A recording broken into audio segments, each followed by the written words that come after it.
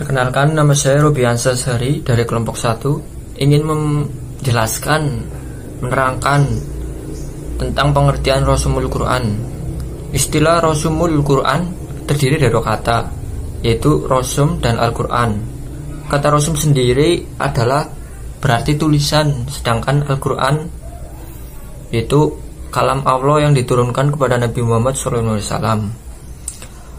Rasumul Quran merupakan ketentuan-ketentuan atau pola yang digunakan oleh Utsman bin Affan beserta sahabat-sahabatnya yang lain dalam penulisan Al-Quran yang berkaitan dengan susunan huruf-huruf yang berdasarkan mushaf-mushaf yang dikaitkan ke berbagai daerah dan kota, serta mushaf Al-Iman yang berada di tangan Khalifah Utsman bin Affan.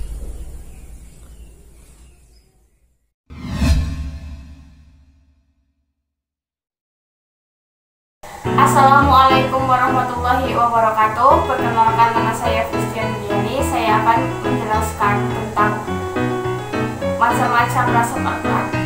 Macam-macam rasam Al-Quran ada 3.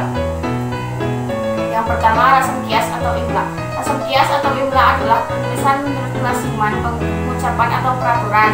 Ada pendapat mengatakan bahwa Al-Quran dengan rasam imla dapat dibenarkan, terlebih khusus bagi orang awam.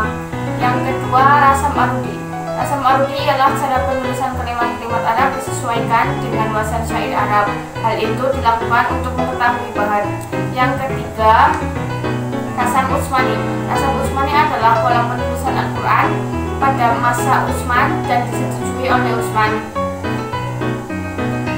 Rasam ini menjadi salah satu cabang ilmu pengetahuan yang didefinisikan sebagai ilmu untuk mengetahui segi-segi perbedaan antara rasam Utsmani dan kaidah-kaidah rasam istilahi.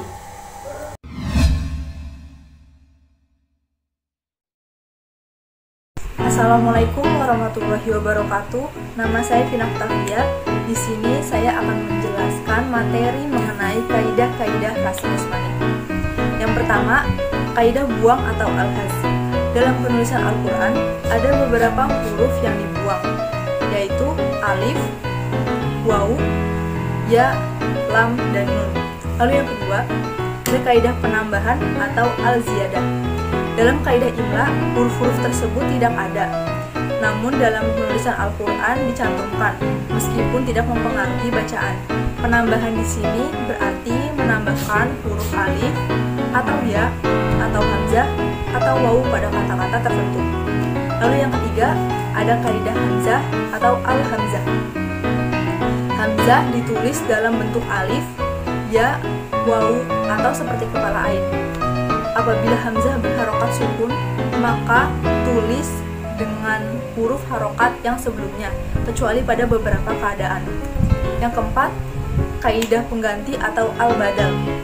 Dalam rasam Utsmani, badal adalah mengganti huruf dengan huruf yang lain.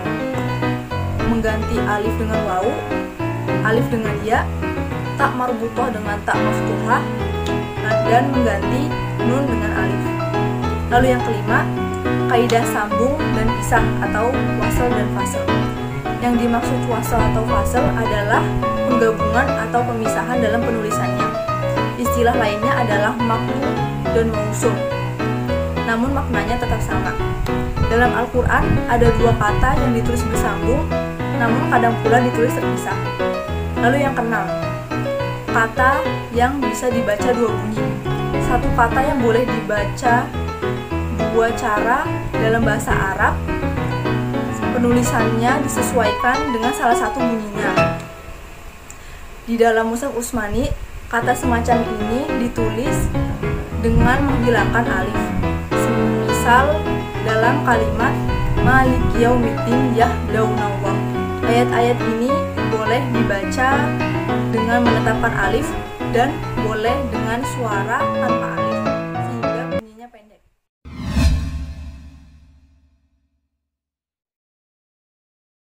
Assalamualaikum warahmatullahi wabarakatuh. Nama saya Puput Leni Jayanti akan melanjutkan presentasi tentang pendapat ulama mengenai Rasmul Al-Quran.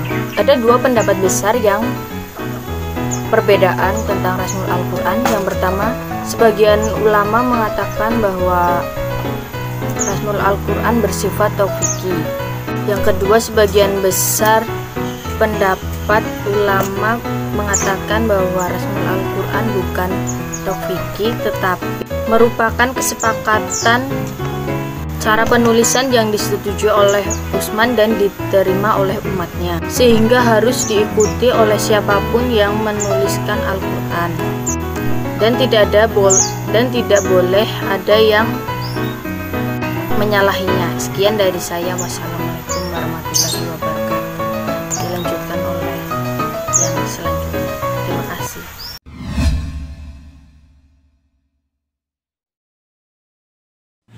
Assalamualaikum warahmatullahi wabarakatuh. Saya Firly Lestari. Saya akan menjelaskan tentang kaitan Rasmul Al-Quran dengan qiraat Al-Quran.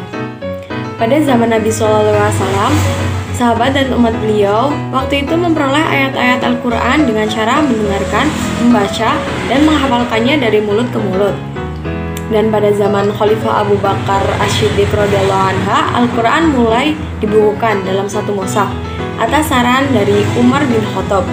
Abu Bakar Asy-Syiddiq memerintah Sa'id bin Sabit untuk mengumpulkan seluruh ayat Al-Quran dan ditulis pada satu mushaf. Pembukaan ini berlangsung sampai Khalifah Utsman bin Affan. Pada masa Khalifah Utsman bin Affan, terdapat perselisihan sesama kaum muslim mengenai bacaan Al-Quran. Setiap golongan menganggap bacaan mereka yang paling benar dan yang lain salah. Untuk menyelesaikan perselisihan ini, Khalifah Utsman bin Affan memerintahkan untuk menyalin Al-Quran dan mengirimkannya ke berbagai daerah. Telah diketahui bahwa syarat diterimanya qiraat salah satunya sesuai dengan ras Utsmani. Jika suatu qiraat bersanad sahih sesuai dengan kaidah bahasa Arab namun menyalahi ras Utsmani, maka qiraat itu disebut qiraat zazat. Sebab demikianlah pengertian qiraat zazat yang dikenal di kalangan para ahli qiraat zaman sekarang.